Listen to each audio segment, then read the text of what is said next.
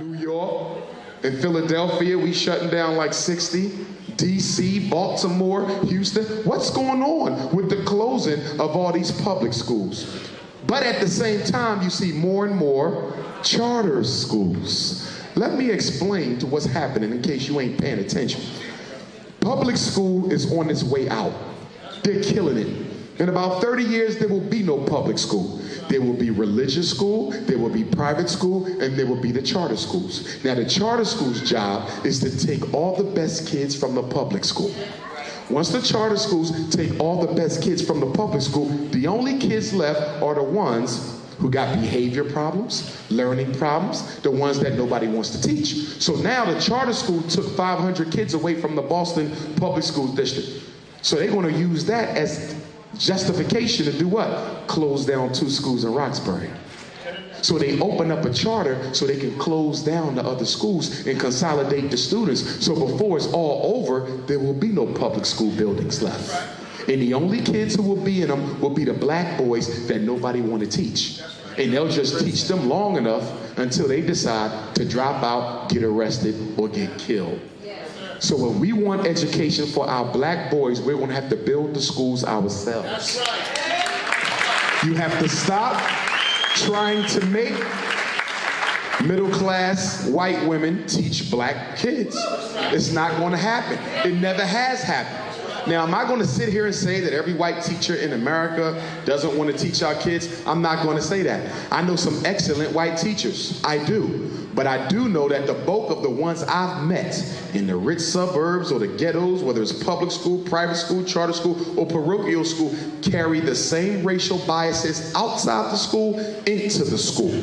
Okay? When I walk into classrooms as the psychologist and see your son sitting at the back of the room with his desk facing that wall when the board is up here, then the teacher is making it clear she don't plan on teaching him.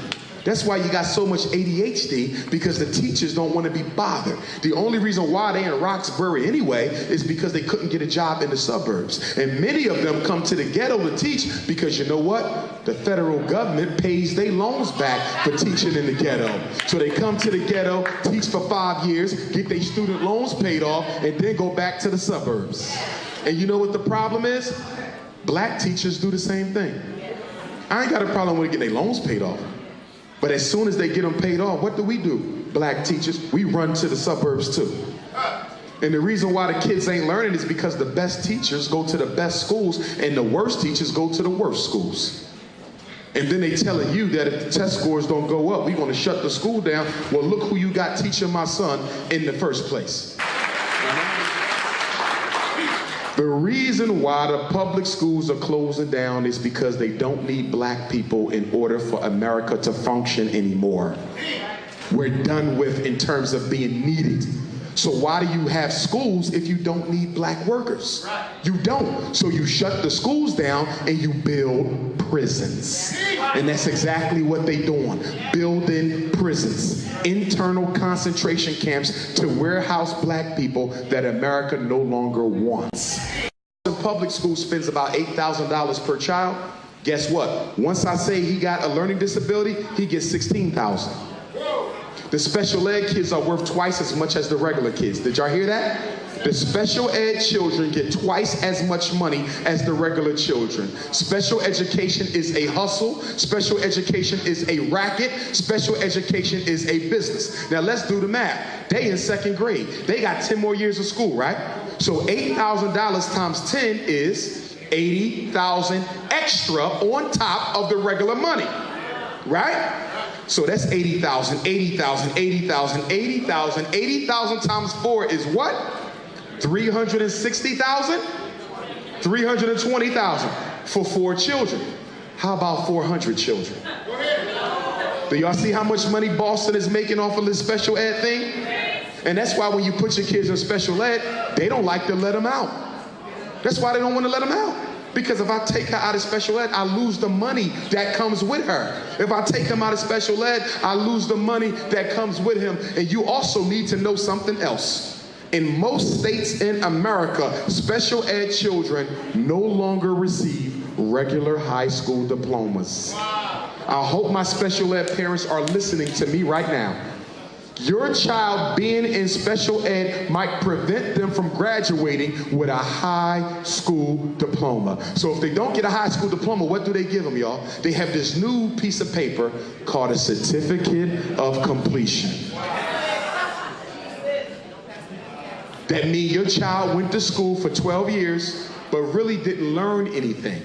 But here's a token of our appreciation for you giving him to us so we can pay our mortgage. Thank you.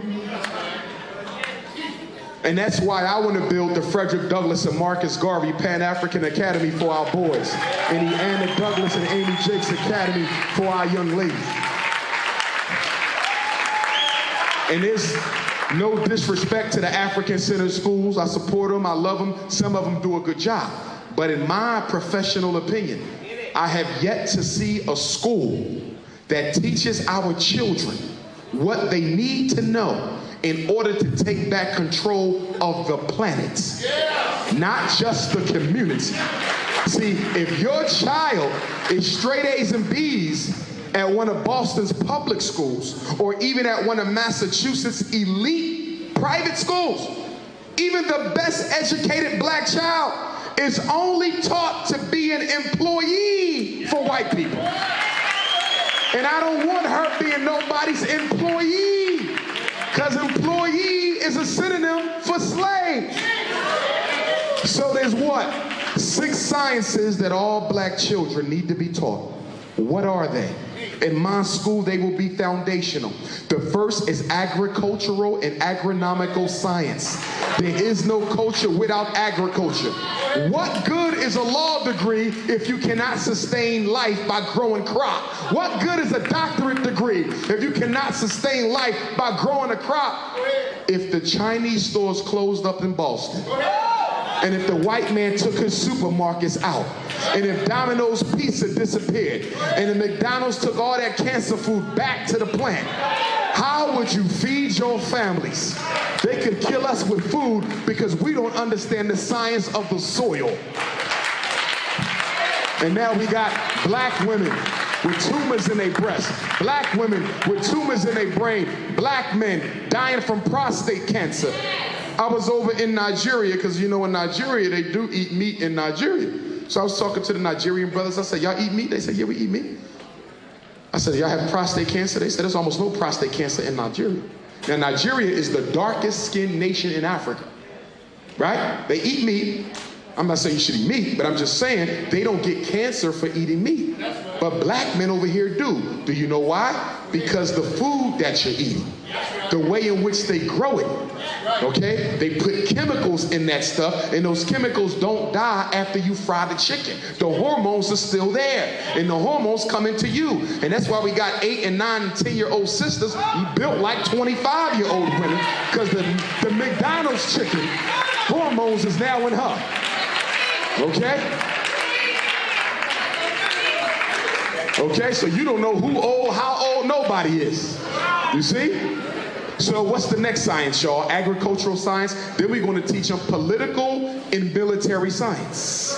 What do I mean when I say political science? I want him to know that the only reason why President Obama was selected, not elected, because don't nobody get elected, was selected to be president of the United States is because George Bush done such a terrible job that Africa stopped trusting America. And America can't live without Africa's resources. So they needed a strategy to get Africa to trust them again so they could start raping the mother continent again. And somebody said, why don't we send a half black man over there acting like he one of them? And that's exactly what they did.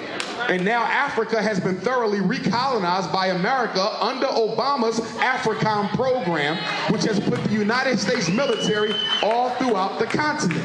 Now, I know some of y'all in love with Obama. Y'all said his name was in the Bible. His name was in the Quran. He was Malcolm X's son. I done heard all this type of spookism. Okay? Y'all didn't hear about that? That's all over YouTube. Obama is Malcolm X's son. Okay? That's the most craziest thing I didn't heard. Okay? He's Christ resurrected. And all because he got good hair. All types of stuff y'all didn't say. But listen to me, and I'm serious about this. These babies are going to suffer for your political ignorance. For 8 years, you're going to let Obama do nothing for the community. You're not going to ask him no questions. So they're going to have to inherit the world based on your sickness because you forgot that politicians are not supposed to be worshipped. You forgot that politicians are not superheroes. You forgot that politicians are not celebrities. Politicians are public servants and are only as good as what they can do for you. But you let the black bourgeoisie of Boston make you think that by criticizing Obama, you working against the best interests of white folk. Of black folk. How can you be working against the best interests of black folk by exposing somebody who doing the bidding of white folk? When do we wake up? Did y'all hear the latest news? Y'all heard about what happened yesterday, right? The United States District Court, federal court, told the Food and Drug Administration to make the morning after abortion pill available in the drug stores without a prescription and without parent permission. Did y'all just hear what I just said? So in 30 days from today, that's why y'all need to read the newspaper and turn off Scandal and Basketball Wives, okay? In fact, get rid of the damn television. Just throw them all out, okay? Because you ain't reading what you need to know. In 30 days from today, your daughter goes out and has relations with a boy. She's only 13, dating a 17-year-old. He gets her pregnant. She don't want to come home and tell you because you real Christ out, and if she come to your house talking about I got pregnant, you're gonna, do that stuff. So she ain't gonna come home and tell mommy that I'm pregnant. She's scared. Her father might beat her real bad. So you know what she gonna do? She gonna borrow $60 and she gonna go to the drugstore and she gonna take that morning after pill without you knowing about it. And she gonna start hemorrhaging. And she gonna be scared that she hemorrhaging, but she ain't gonna be able to come to you because you really gonna be mad at her. And guess what's gonna happen? The next time, one of the side effects of the pills is hemorrhaging. You can read it on the website for the Food and Drug Administration. But my point is, our little girls are going to be using those pills as birth control. Okay? If you go to the FDA website and read the side effects, it tells you that hemorrhaging is one of the side effects. Tumors is also one of the side effects. This is on the website. Anybody can read it. It's not debatable because it's on the internet. To the drugstore and be able to buy a pill with that type of power that can cause that type of damage should be illegal. But who pushed the pill through? Planned Parenthood International. And why should you know Planned Parenthood? It was started by Margaret Sanger, a member of the American Eugenics Society who used to work with Bill Gates' father. And so Margaret Sanger started a program called the Negro Project to get rid of as many black babies as possible. After some time, the Negro Project was renamed Planned Parenthood. And so now in America, they're telling you that the Hispanics are taking over and the Asians are taking over. But do you know why that is? Black people have the highest abortion rate in America. How many of our children have we aborted since 1974? 3 million black babies since 1974. That's how high it is. In Africa, they're paying women to get hysterectomies. I know because I was there. In South Africa, there's a billboard right at the airport, $500 US to get your insides taken out. You don't let no girl get pregnant as a teenager because some of y'all know as teenage moms, that wasn't easy. My mother was a teenage mom. It's hard. And the #1 predictor of a life of poverty for a young black sister is to have a baby before she graduates high school. That sets poverty off right there. And emotionally, when a baby has a baby, we got a big problem because she ain't got her own psychological needs met. So she can't meet her child's because she not filled up yet. Do y'all see that? So the child grows up and goes through the same cycle as the mother. And that's why we got what? Intergenerational situations where grandma was pregnant at 17. Daughter was pregnant at 17. Granddaughter was pregnant by 17. Great-granddaughter. And the cycle goes on and on because we keep on doing the wrong thing. And we got to stop doing the wrong thing. Start spending time with your children. When do most of our daughters get pregnant? From 3 to 7 p.m. Did you know that? Most teenage pregnancies are from 3 p.m. until 7. So I ask you, do you know where your daughter is from 3 to 7? Do you know where your son is from 3 to 7? That's the pregnancy hours. They're not getting pregnant after sundown. They're getting pregnant while the sun is up. Yes, sir. So you got to have them well supervised. And then we got a big issue of sexual molestation in the black community. 1 out of every 4 of our young ladies is going to be violated by the time she graduates high school. Some of y'all know what I'm talking about because unfortunately, and my heart goes out to you, you was violated. And most of you, if you were violated, your parents knew that you had gotten violated because you told them, and they did nothing about it because the violator was a member of your family. And even in the church, this is a big problem, where the pastors and imams are afraid to do something about the sexual abusers in the church and in the mosque and the pedophiles. This is absolutely insane. I get these emails. I get these phone calls. I'm dealing with these cases. Y'all can't let no pedophile just stay in the family system. If you don't do nothing about it, you give him permission to molest all the grandkids, all the nieces, all the nephews. It's absolutely insane. We got to restore the black family, and the only way we're going to do that is by taking care of our own houses first. And if you are conscious, if you belong to the revolutionary community, make sure you are not neglecting your children for the struggle. Because I'm finding amongst those of us who do the work, we neglect our children more than other people. And then we try to justify it by saying, I'm helping the race. Well, that's good, help the race, but your children belong to the race, so help them too. All black kids don't supposed to go to college. No. And that's coming from a man with 6 college degrees. Why would I tell you not to send your kids to college?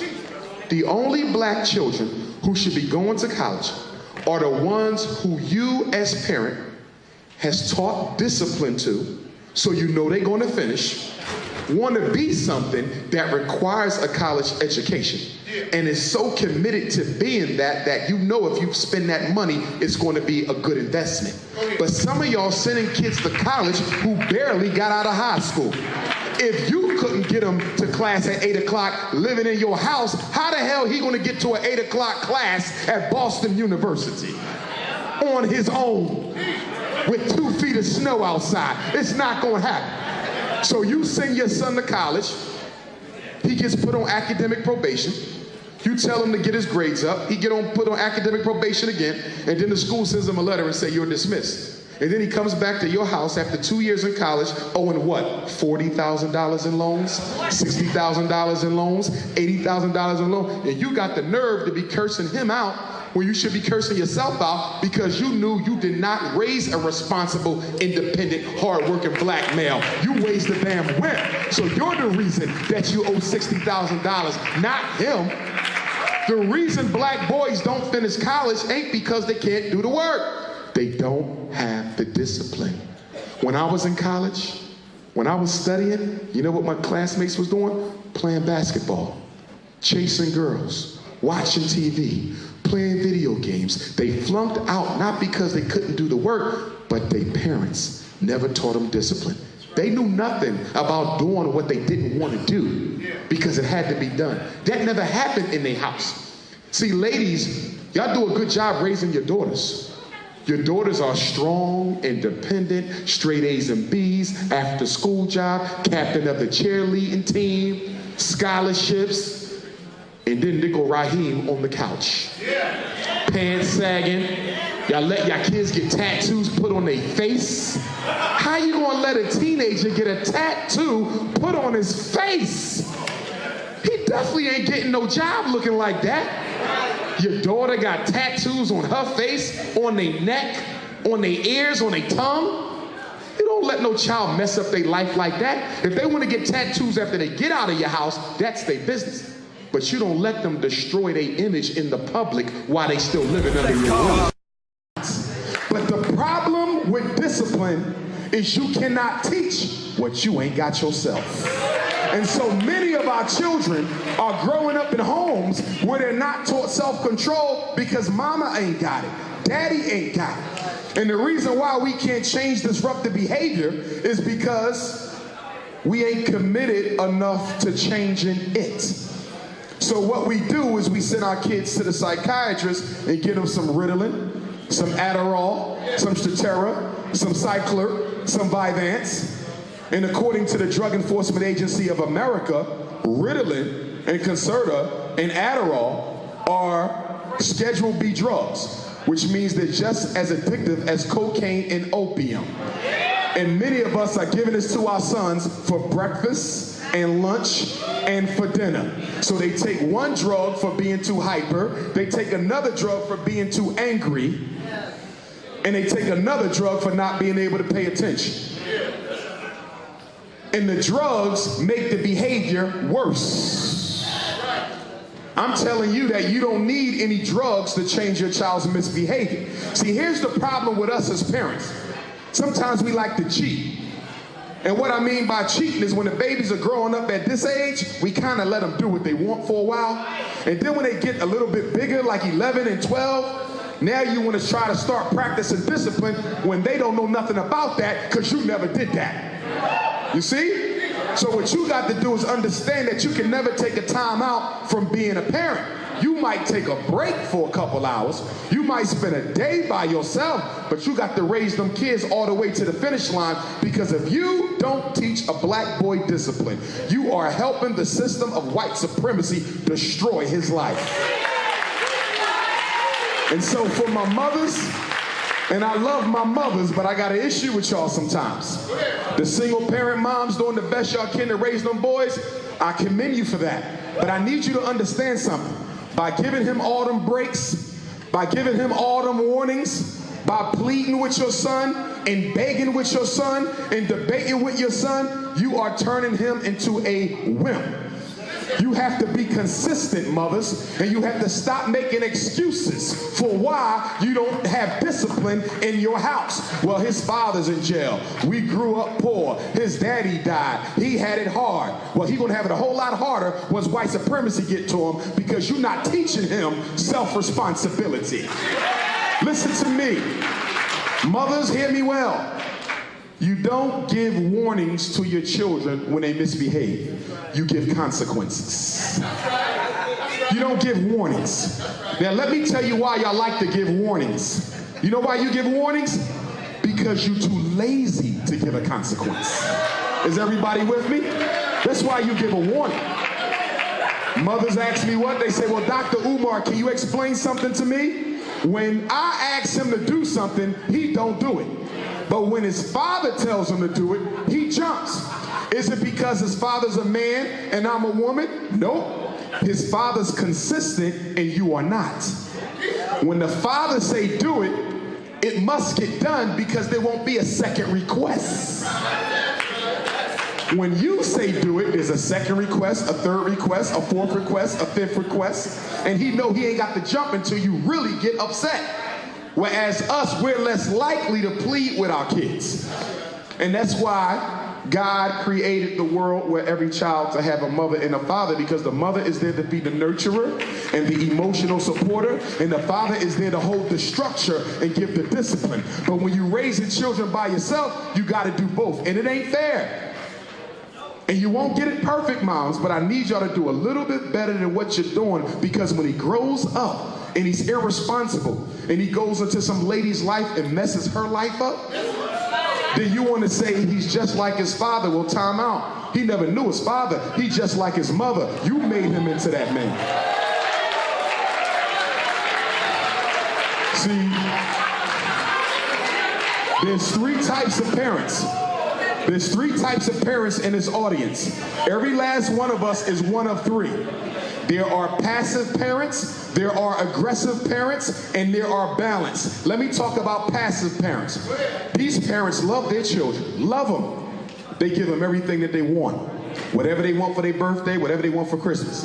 They love them so much that they ain't got to clean nothing. They ain't got to work. They're not responsible for anything. They ain't got to babysit their little brothers and sisters. They love them so much that they don't give them anything. No responsibility, no accountability. Do you know what happened to these children?